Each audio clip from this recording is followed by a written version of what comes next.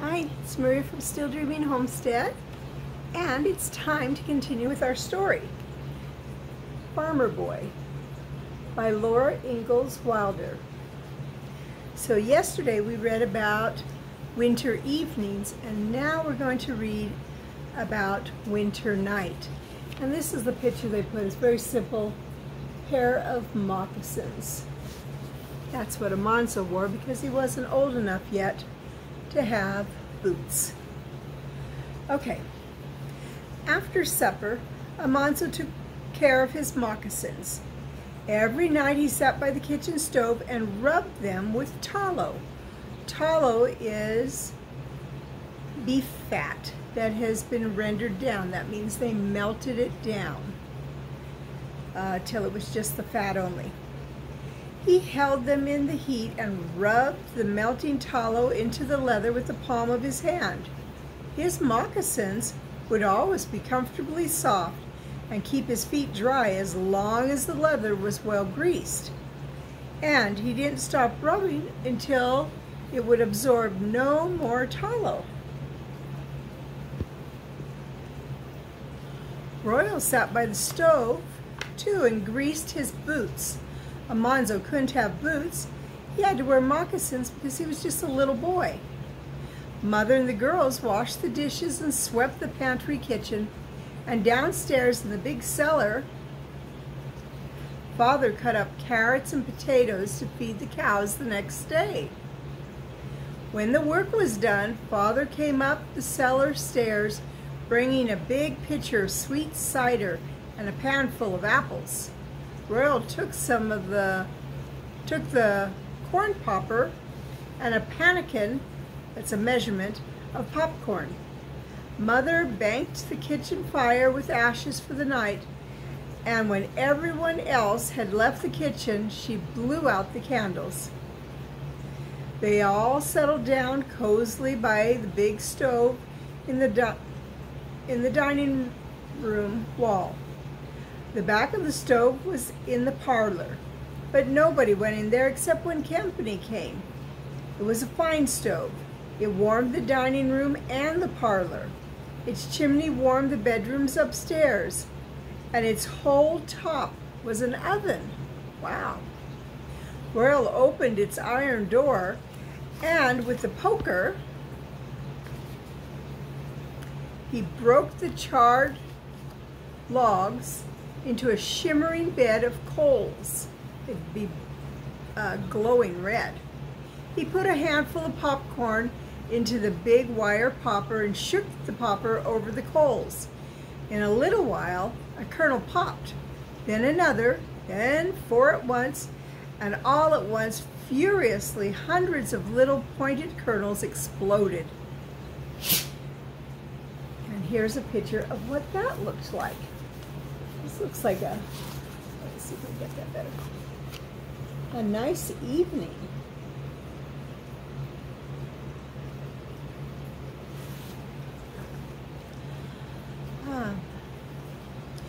When the big dishpan was heaping full of fluffy white popcorn, Alice poured melted butter over it and stirred and salted it. It was hot and crackling crisp and deliciously buttery and salty, and everyone could eat all he wanted to. Mother knitted and rocked in her high-backed rocking chair. Father carefully scraped a new axe handle with a bit of broken glass. Royal carved a chain of tiny links from a smooth stick of pine, and Alice sat on her hassock, that's like a footstool, doing her wool work, embroidery, so that was yarn. And they all ate popcorn and apples and drank sweet cider except Elijah Jane. Elijah Jane read aloud the news in the New York Weekly newspaper. Almanzo sat at the footstool by the stove, an apple in his hand, a bowl full of popcorn by his side, and his mug of cider in the hearth by his feet. He bit the juicy apple, then he ate some popcorn, and he took a big drink of cider. He thought about popcorn. Popcorn is American. Nobody but the Indians ever had popcorn till after the Pilgrim Fathers came to America. On the first Thanksgiving, the Indians were invited to dinner, and they came, and they poured out on the table a big bag full of popcorn. The Pilgrim Fathers didn't know what it was. The Pilgrim Mothers didn't either. The Indians had popped it, but probably it wasn't very good. Probably they didn't have butter and salt with it. It would have been cold and tough after they'd carried it in the bag of skins. Almanzo looked at every kernel before he ate it. They were all different shapes. He had eaten thousands of handfuls of popcorn and never had found two kernels alike. Then he thought that if he had some milk, he would have popcorn and milk. You can fill a glass full to the brim with milk and fill another glass of the same size to the brim full of popcorn. And then you can put all the popcorn, kernel by kernel, into the milk, and the milk will not run over. You cannot do this with bread. Popcorn and milk are the only two things that will go into the same space.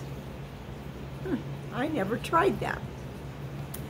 Then too, they are good to eat. But Almanzo was not very hungry, and he knew Mother would not want the milk pans disturbed. If you disturb milk when the cream is rising, the cream will not be so thick.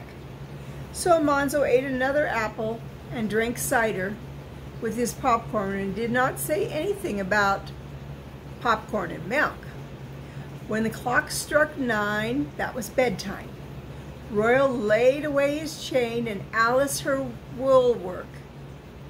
Mother stuck her needles in her ball of yarn, and Father wound the tall clock.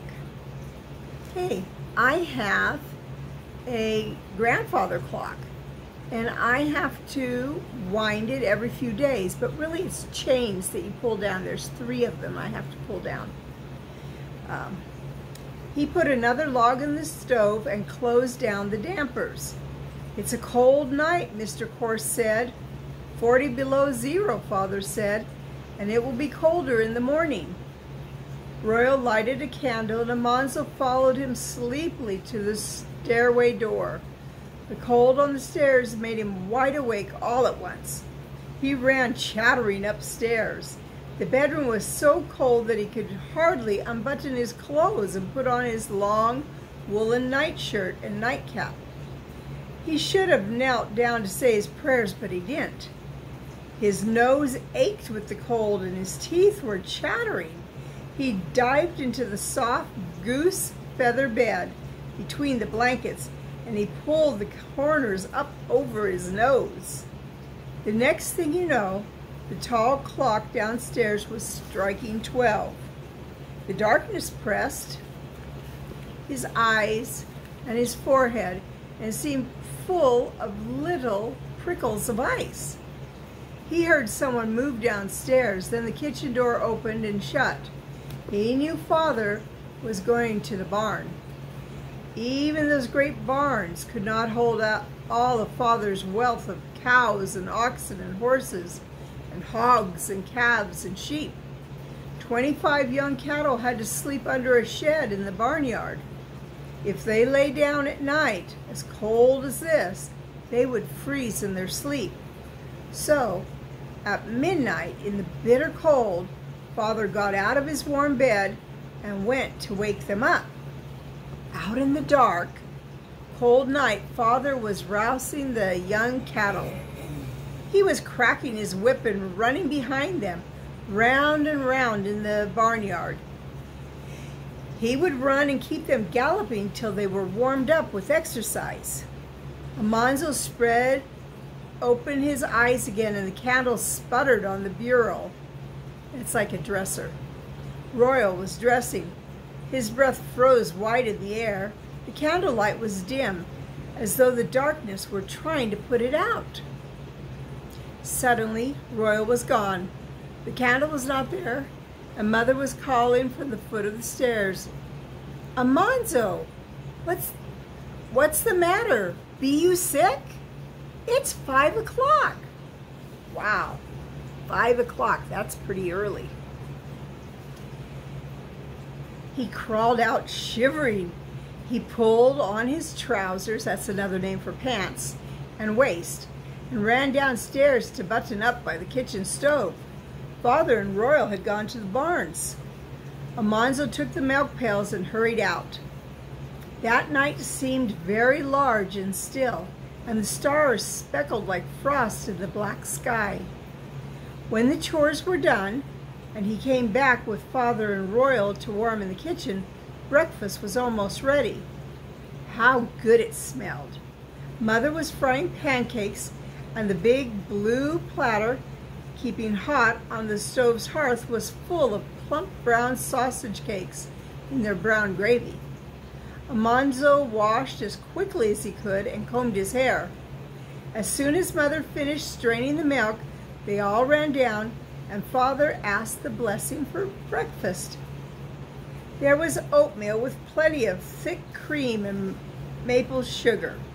There were fried potatoes and golden buckwheat cakes.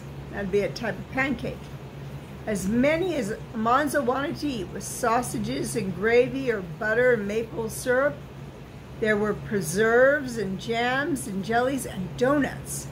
But best of all, Almanzo liked the spicy apple pie with its thick, rich juice and its crumbly crust. He ate 2 big wedges of the pie. Then, with his cap's warm earmuffs over his ears, and his muffler wrapped up to his nose and the dinner pail in his mittened hands, he started down the long road to another day at school. He did not want to go. He did not want to be where the big boy there when the big boys thrashed Mr. Course. But he had to go to school because he was almost 9 years old. Well, he's not looking very forward to that day. But I bet he's glad that really cold night is over.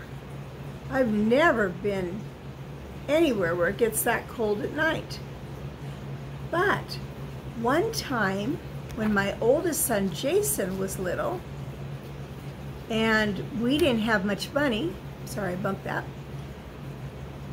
I would close our bedroom door at night so that we didn't have to heat as much of the house. And then when we went to bed, because that room had not been warmed up and I had to turn down the heater way at night to save on the cost of gas, when I would wake up in the morning sometimes, I always had a water glass there.